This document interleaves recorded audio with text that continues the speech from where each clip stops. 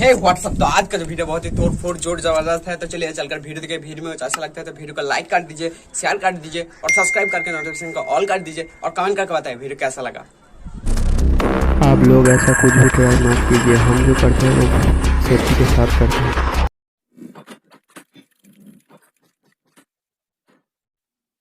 तो गाइस हम इस तरह का एक 7 अप के बोतल लेंगे और इस तरह के एक लकड़ी की मदद से इधर ऐसे अटक देंगे और इस बोतल के अंदर पेट्रोल डालेंगे। पेट्रोल डालने के बाद लकड़ी से अच्छी तरीके से अटक देंगे और इधर पेट्रोल डालेंगे थोड़ा सा और इसमें आग लगा देंगे और ऐसे जोर से फेंक देंगे और फिर देखते हैं कैसा होता है।